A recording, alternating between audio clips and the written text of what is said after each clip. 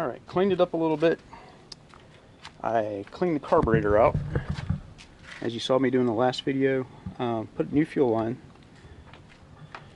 I reused some of the old fuel line, some of the new fuel line. Cleaned the pump out. Looks like the gaskets and everything inside the pump were good. Ended up breaking the little gadget here that shuts the engine off, so I'm gonna have to do something about that. But got a new fuel line. Used the fuel tank off my other boat, and let me show you the results.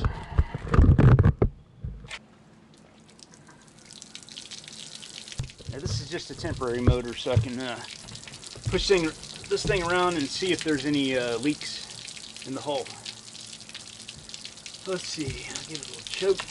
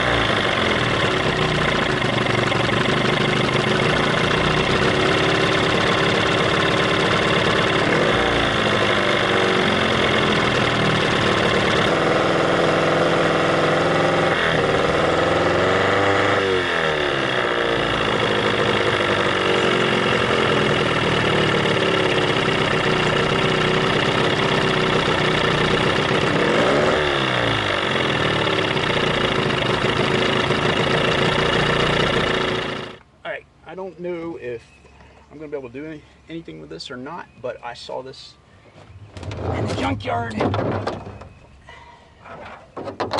With it in mind, it's a golf cart motor. You notice it's a Yamaha DC motor. And from what I've read, it's off a like a G22 golf cart. It's 3.4 horsepower, 2.5 kilowatts. And I'm thinking this would be perfect for an outboard to be driven solar powered. The big issue is these things are open-ended, and I would have to machine a plate and do all kinds of stuff. And I don't know if this thing works. I picked this up for $9 in the scrapyard. New one's about 500 bucks. I'm gonna see if I can get it working. I suspect, I'm not sure if it takes brushes or not, or if it's brushless, but I suspect it has a little damage right here, but it doesn't look like it's major or anything. I'm thinking maybe it has bad brushes, and I'm gonna test it out and everything. But this would be perfect to put on top of an old outboard motor, the lower end, and just machine a plate, have it all put together. I don't know, I may go with a different motor, but man, you can't beat the price. Now, some of you are probably as curious as I am about what happened to this boat motor. If you watched my last video, I want to know what broke in it. I'm not sure if I'm going to keep it and fix it yet or not. I got to drain the oil in it. A bottom end cost about 350 bucks. 400 with shipping probably.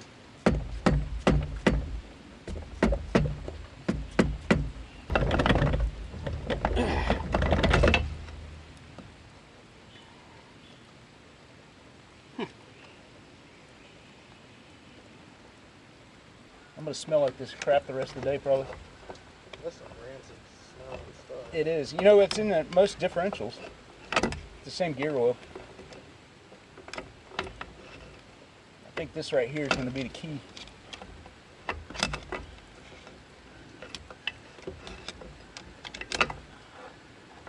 Oh man, all my stuff's gonna stink now. That's a bearing in it. Looks like it. Well, that gear don't look too bad either. That's what I'm saying. It's not totally torn up.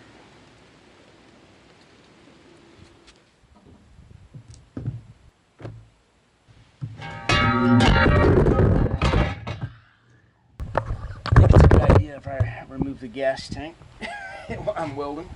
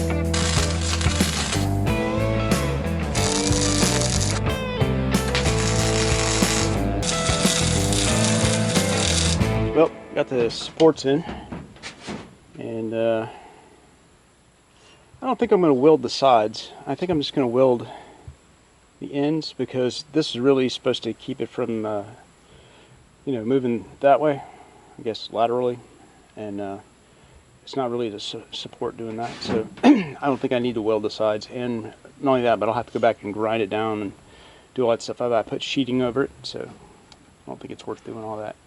Now, it's pretty solid. In fact,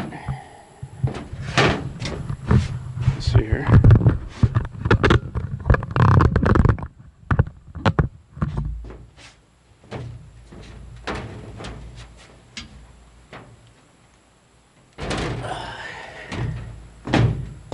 Can't really walk on it, but because there is a slight amount of flex in it. I mean, if I had, you know, some other supports in there, but I don't want to walk it anyway. It's going to have solar panels on it, and that's all it's meant for. And it's got, let's see, how can I do this?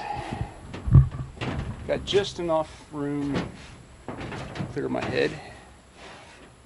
Walk right down the center of it, and then coming out the other end,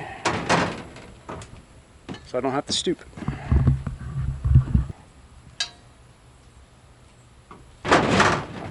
Might have ducked a little bit right there, but not too bad.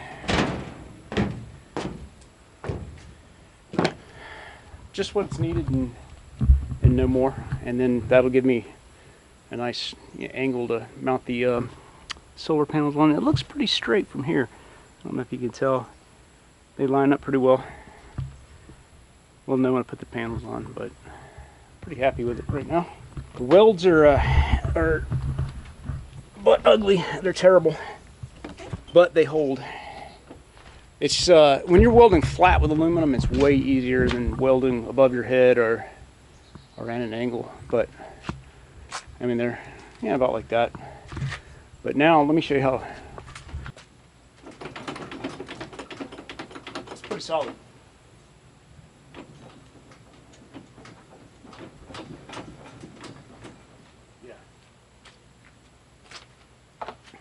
Even though they're ugly welds, they hold. All right, I'm gonna go clean up the welds a little bit and get my welder back off there, and then gonna figure out how I'm gonna put some insulation up there, and how I'm gonna get the get the solar panels to mount up there. Using very little material because I don't want to add any more weight. Oh, I want to go weigh this thing too. Yeah, blew through the aluminum a couple of times. So there's some holes here and there. Like I said, it's not pretty, but it works. There's what she's gonna look like.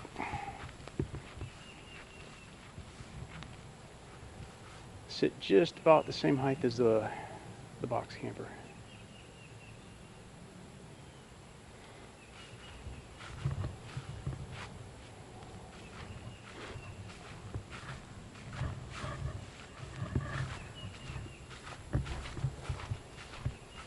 I have to figure out what I'm going to do about the front.